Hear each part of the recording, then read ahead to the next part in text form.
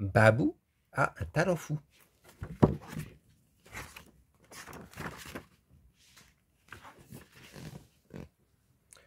Loin, très loin d'ici, au fin fond de l'océan Pacifique, existe un endroit merveilleux que l'on nomme la Grande Barrière de Corail.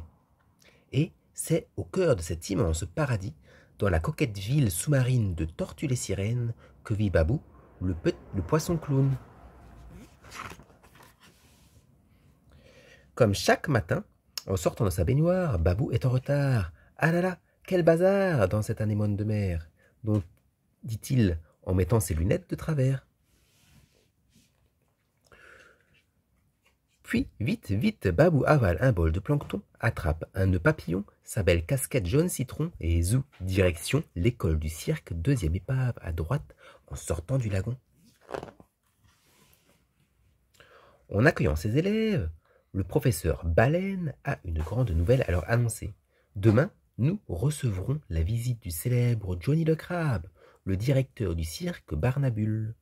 On dit qu'il cherche de nouveaux artistes pour son nouveau spectacle.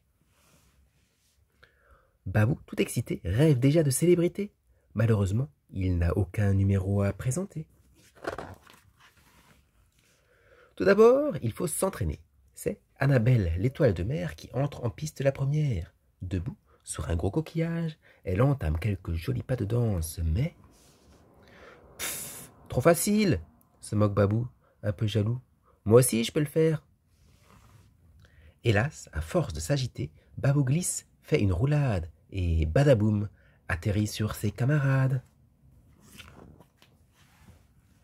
À présent, c'est Oscar, le homard, qui exécute un tour de magie.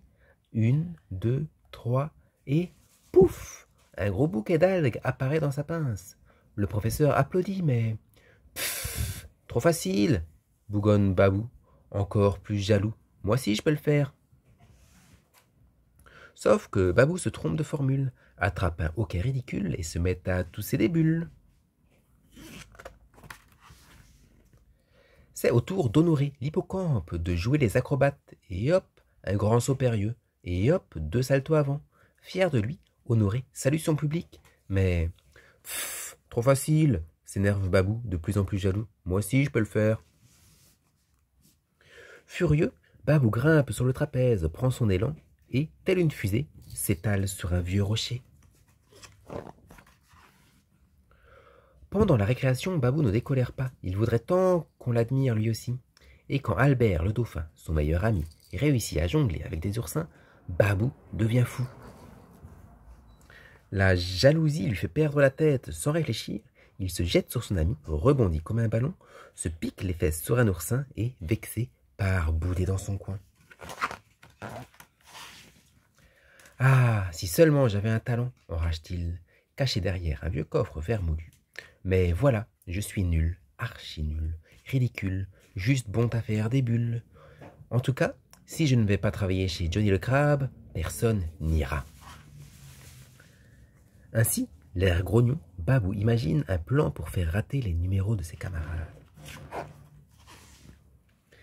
Comme si de rien n'était, Babou retourne en classe. La journée passe et, le soir venu, il salue ses amis en faisant mine de rentrer chez lui. Mais, une fois seul, il revient à l'école, dérobe le coquillage d'Annabelle, le bouquet d'Oscar, le trapèze d'Honoré et les oursins d'Albert, puis, discrètement, il file les cacher dans un vieux coffre. Le lendemain matin, lorsque Johnny le Crabe se présente à l'école, aucun élève n'est prêt. « Où sont nos accessoires? Qui nous les a volés ?» demande-t-il affolé. De loin, Babou observe la scène, blotti contre une encre rouillée. Un peu honteux, il s'apprête à tout avouer, quand, soudain, 3 affreux requins viennent l'encercler. Horreur! C'est la bande des dents cassées.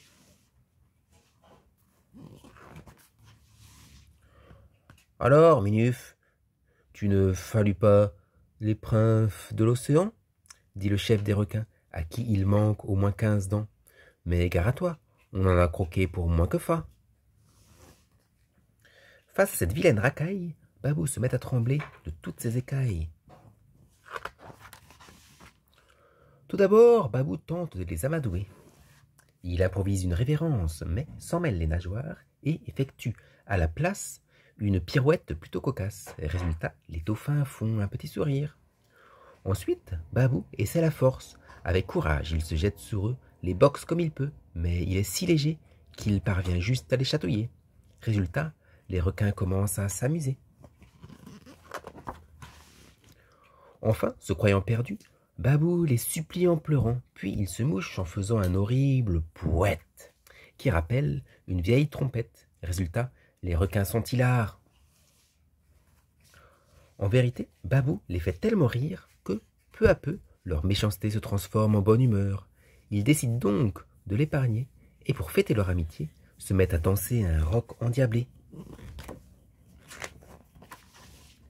Attiré par la musique, Johnny le crabe arrive en courant, suivi par le professeur et le reste de la classe. « Bravo !» s'exclame-t-il enchanté. « J'ai vu votre numéro de loin et je dois avouer que j'ai beaucoup ri.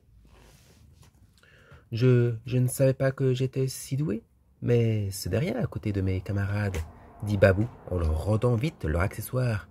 Allez les copains, montrez-lui de quoi vous êtes capables. Nom d'un poisson d'eau douce, déclare Johnny le crabe en sautillant sur place. Je vous engage tous. Babou est heureux. Finalement, faire le clown, c'est merveilleux. Tu vois, dit Albert, qui a déjà pardonné à son meilleur ami. Rien ne sert d'être jaloux. Chacun possède un talent. Et le tien, Babou, c'est de faire rire les gens. Et voilà, c'est fini.